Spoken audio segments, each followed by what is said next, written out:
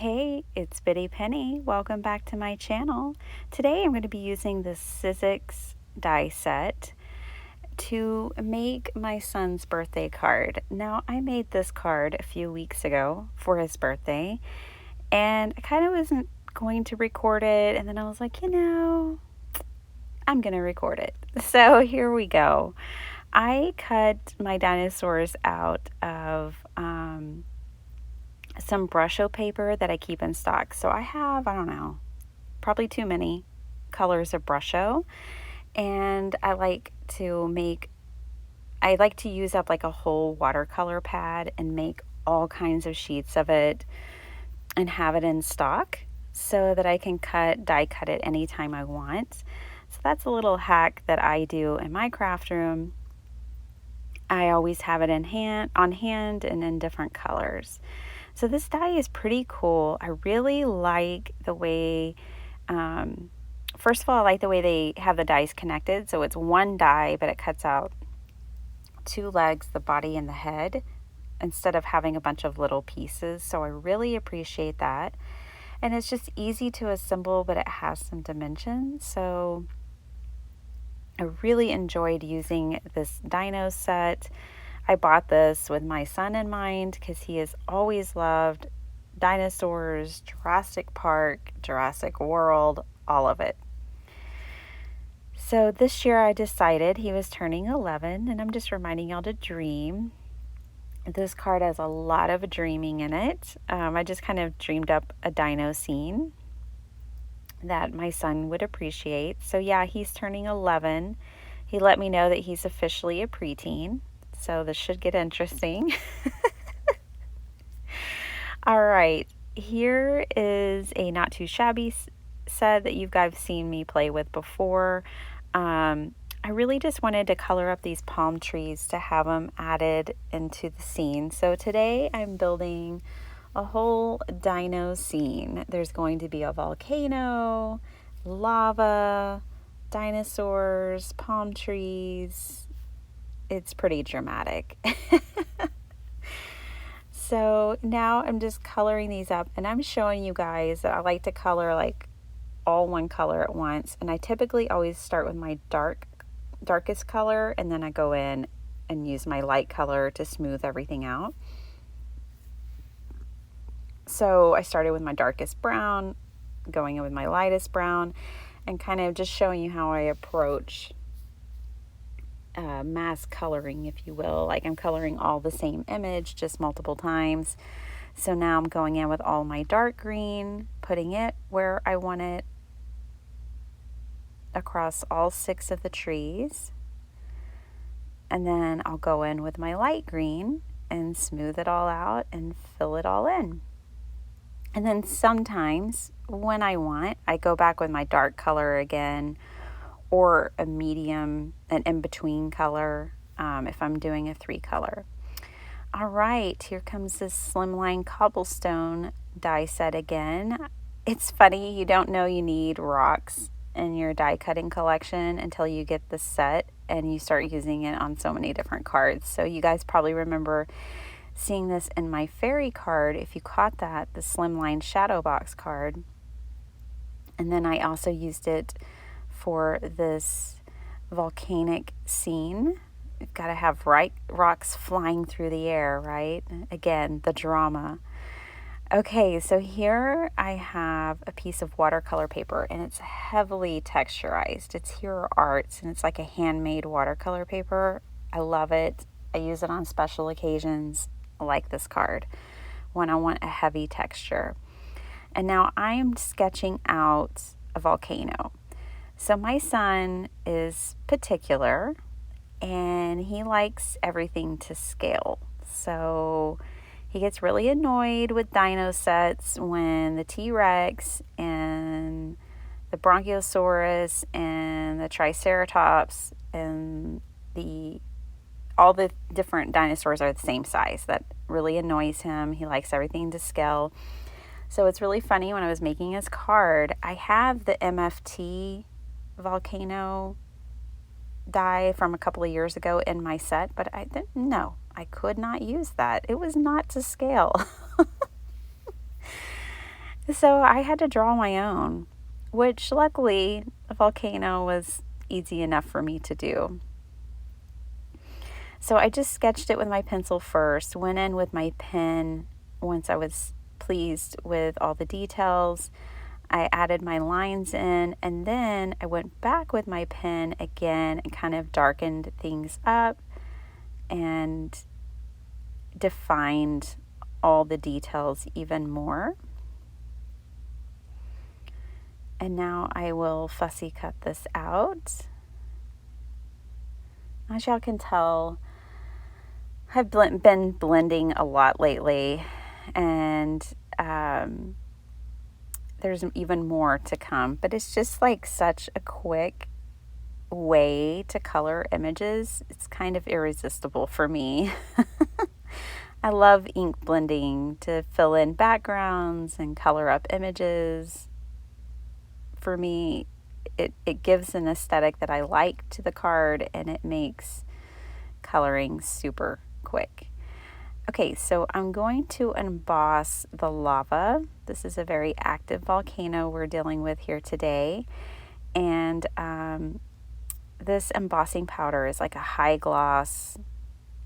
And I'm using my mask. And I'm going to start melting this embossing powder. But I used my sponge dauber it's Tim Holtz embossing ink, but it's in like a sponge dauber. I really love this thing. I like how it gave me the look of flowing lava because it's circular rather than like square. You could use whatever embossing ink you have, but you might want to use like a sponge dauber, like dedicate a sponge dauber to embossing ink. That would be my suggestion if you don't have what I use, want to replicate it, don't want to buy something. I totally get it. That would be my suggestion of how to get the same effect. So now I'm just spritzing water on here.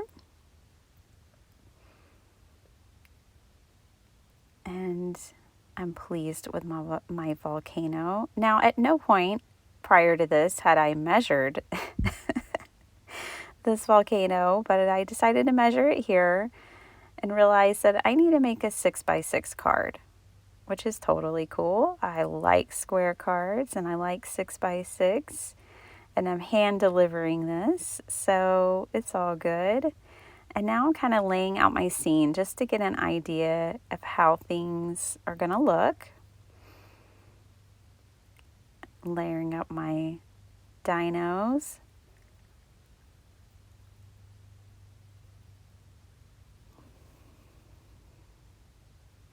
And good job, Sizzix and Tim Holtz, for getting that scale right on those dinos. My son noticed. So here I kind of bumped that volcano up, and I really liked the way that looked. But by the time I go to assemble my card, I forget that detail. It happens. So one thing you guys have seen me do is kind of ink blend out the white of ephemera or like this fussy cut images. Sometimes I like to knock back that white outline and make it blend more with the background. So that's all I'm doing here. And then I laid down the blue, and now I'm coming in with black soot because the sky is dirty. It's filled with volcanic ash and darkness. So I'm just going to keep adding more black soot. The ground is scorched. I mean, this is just a dramatic card, you guys. So, I like to make cards, and for our family members and friends, it's always fun to kind of dream up a card for them. I really like making cards for people specifically in mind. Like, it's so fun to dream for our family and friends. Okay, why did I not put paper down? I don't know. And I'm trying a new technique that totally did not work for me. I wish it would have embossed exactly like this, but I left this in so you guys can see Most of it just blows right off my paper. And I don't think it would have mattered if I heated it from behind the paper. Um, it's just, I was trying a new technique that I'd seen somewhere where someone said, oh, you could just splatter water on your card and then put the embossing powder on and you can heat emboss. I don't know. I guess it works for them. It didn't work for me. But I really liked the way it looked. I wish it would have worked. I might have to play with it some more. Some of it worked, but just very little. So now it's time to assemble the card. And as you can tell, I put my volcano all the way at the bottom of my card. Silly, silly bitty penny. And now I'm gluing in all of my trees. I've got rocks flying through the air. And then it would have been even more dramatic if I would have put like black soot, like singed those leaves of those trees, but it's all good. We need some color on the card, don't we? But it might have been more realistic with singed leaves. So there's my flying projectile rocks. Look out below. And now I can add in the palm trees for this side. My husband and I visited Pompeii years ago and went to we could see Mount Vesuvius. It's so daunting, on the landscape. It was a really cool experience. I definitely recommend if you're a traveler. That year we were kind of doing my bucket list things and his bucket list things in Europe, one of which was the running of the bulls for me and Pompeii. I always wanted to go to those two places. And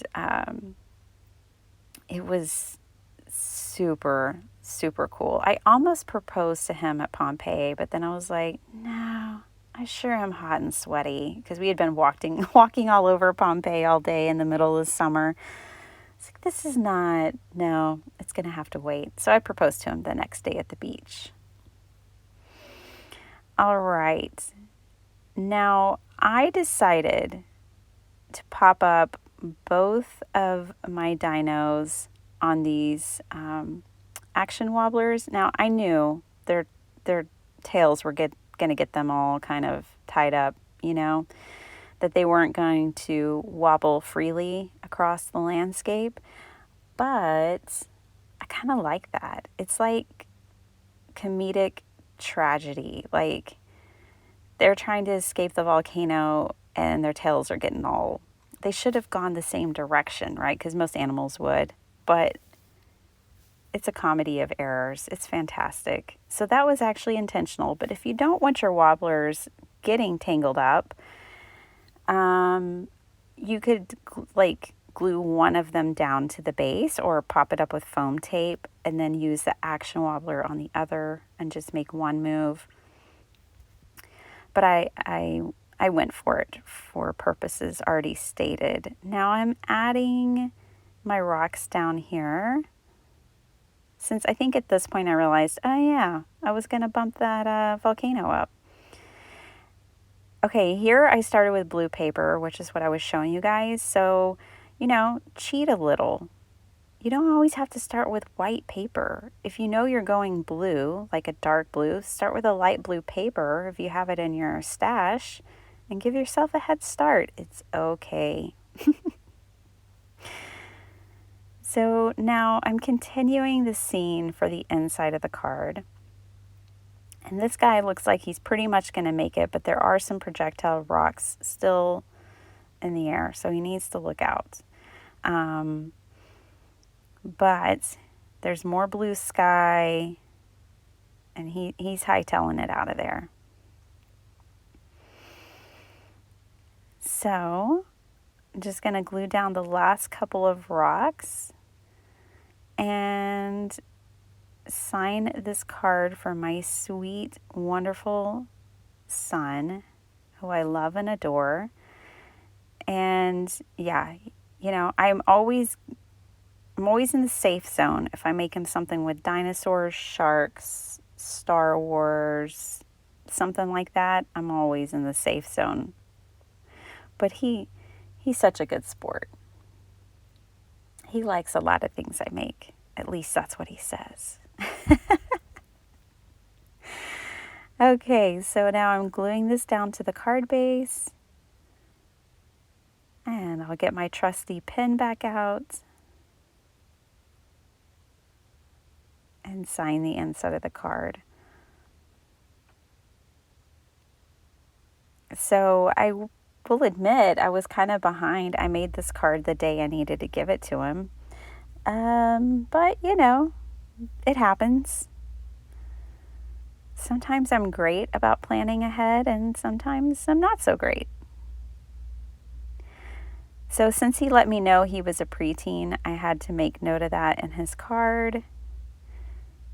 And it's all signed and ready to deliver.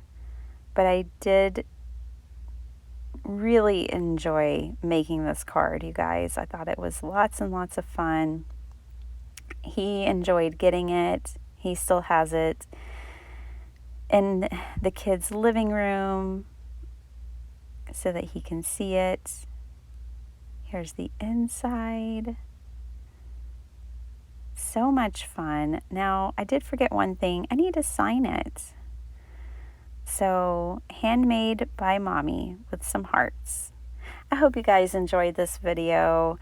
Definitely have fun dreaming while you're making cards, and I'll see you next time. Bye.